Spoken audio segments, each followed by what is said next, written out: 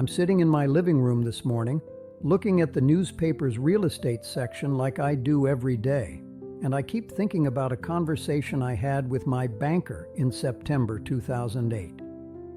He told me not to worry, that the market would bounce back within a year, that real estate always recovered from temporary setbacks. That was 16 years ago, and I'm still waiting for that recovery. Let me tell you how the greatest financial crisis since the Depression destroyed 40 years of careful planning and left me starting over at 74 with nothing but expensive lessons about greed, leverage, and timing. I'm William, and I'm 82 years old. And between 2005 and 2008, I made every mistake a real estate investor could make. Borrowing too much, buying too much, trusting too much in a market that seemed like it could only go up. When the crash came, it didn't just take my profits. It took my house, my savings, my retirement security, and my faith in everything I thought I knew about building wealth through property. My story starts in 1987, when I bought my first rental property. I was 53 years old, working as an operations manager at a manufacturing plant, and my wife Joyce and I owned our house free and clear. We'd been married 25 years, raised 2 kids, and were starting to think seriously about retirement planning. A friend at work had been buying rental properties for years, and he kept telling me about the passive income he was generating. Real estate is the only investment that pays you while it appreciates, he'd say. You can't lose money in real estate if you buy in good neighborhoods and hold for the long term. The first property was a modest 2-bedroom house 3 miles from our home. We bought it for $68,000 with 20% down, rented it for $650 monthly, and after expenses, it put about $200 in our pocket every month.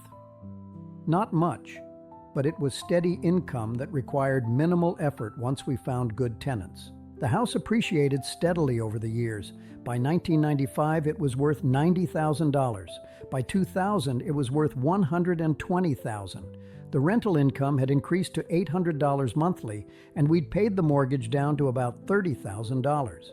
It seemed like a perfect investment. Steady cash flow, steady appreciation, and a paid-down mortgage that increased our equity every month. In 2003, when I was 69 and considering retirement, that first rental property was worth $160,000. We owed $18,000 on the mortgage, giving us over $140,000 in equity from a property we'd bought for $68,000 16 years earlier. That's when I made the decision that would eventually destroy my financial security. I decided to become a serious real estate investor. Joyce was hesitant about taking on more debt and more properties at our age, but I convinced her that real estate was the safest way to build wealth for retirement. The numbers were compelling. We could refinance our rental property, pull out $100,000 in equity, and use that money to buy 2 or 3 more properties that would generate enough cash flow to supplement our retirement income. The refinancing market in 2003 was incredibly easy. Banks were eager to lend money to anyone with decent credit and equity in real estate. We refinanced our rental property for $130,000, pulled out over $100,000 in cash, and suddenly had the down payments for multiple additional properties. Between 2003 and 2005, we bought 4 more rental properties using the equity from our original house and our primary residence. Each purchase seemed logical and conservative. We bought in established neighborhoods, never paid more than market value, and always ensured that rental income would cover mortgage payments and expenses. By 2005, we owned 5 rental properties plus our primary residence. Our total real estate portfolio was worth about $800,000, and we owed approximately $500,000 in mortgages across all the properties. The rental income was covering all the mortgage payments with about $800 monthly left over. On paper, we looked successful. We had $300,000 in real estate equity, steady rental income, and properties in good neighborhoods that had appreciated consistently for years. I felt like a sophisticated investor who'd figured out how to build wealth through leveraged real estate. But what I'd really done was concentrate all our wealth in one asset class, real estate, using massive amounts of borrowed money. When that asset class collapsed, we had no diversification, no safety net, and no way to service the debt we'd accumulated. The warning signs started in 2006, but I ignored them. Houses were taking longer to sell, but prices were still rising. Some investors were having trouble with vacant properties, but our tenants were stable. The media was talking about a housing bubble, but experts were saying that real estate markets were local, and our area seemed insulated from any national trends. In 2007, one of our tenants moved out, and the property sat vacant for 3 months before we found a replacement. For the first time, we had to cover a mortgage payment from our own savings instead of rental income. It was only $2,200, but it was a preview of what was coming. The real crisis hit in 2008. 2 more tenants lost their jobs and had to move out. Property values started falling rapidly, not the gradual decline you might expect in a normal market correction, but dramatic drops month after month. Houses that had sold for $300,000 in 2006 were listed for $250,000 in 2008 and still weren't selling. By the end of 2008, we had 3 vacant properties, mortgage payments totaling over $4,000 monthly, and rental income of less than $2,000 from the 2 properties that still had tenants. We were covering the difference from our savings, burning through $24,000 per year just to keep the properties. The equity we'd built up over decades evaporated in months. Properties we'd bought for $150,000 were worth $90,000. Properties we'd bought for $180,000 were worth $110,000. Our total portfolio value had dropped from $800,000 to under $500,000, while our mortgage debt remained at $500,000. We were underwater on every property we owned, including our primary residence. We couldn't sell without bringing cash to closing, and we couldn't refinance because the properties were worth less than we owed. We were trapped in a real estate portfolio that had become a financial prison. Joyce and I tried everything to save the situation. We attempted short sales on the vacant properties, but the process was complicated and banks were overwhelmed with similar requests.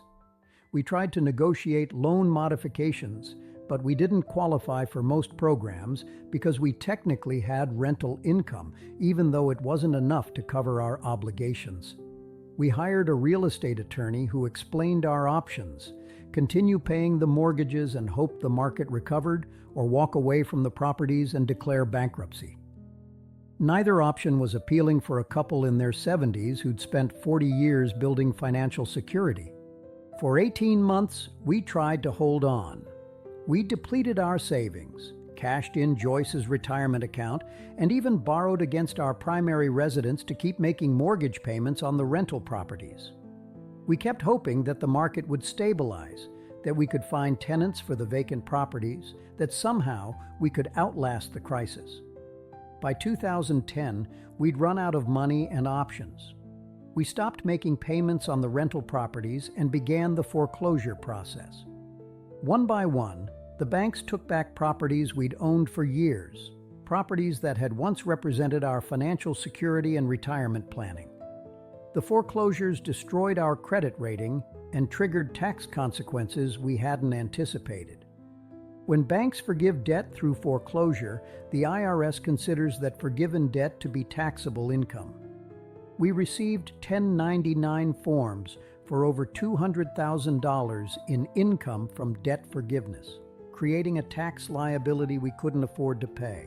By 2011, we'd lost all 5 rental properties, owed the IRS over $60,000 in taxes on the foreclosure debt forgiveness, and had our primary residence in jeopardy because we'd borrowed against it to try to save the rental properties. Joyce's health declined rapidly during this period. The stress of losing everything we'd worked for, combined with the uncertainty about our housing situation, contributed to anxiety and depression that required medication and therapy. She developed heart problems that her doctor directly attributed to the chronic stress of our financial crisis. We were forced to sell our primary residence in 2012 to pay off the home equity loan we'd taken to try to save the rental properties.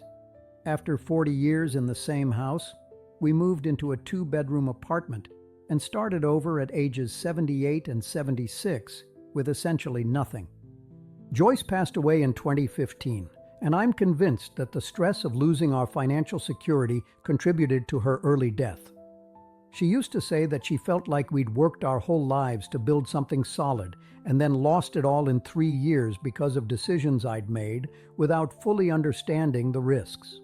Here's what I learned from losing everything in the 2008 housing crisis.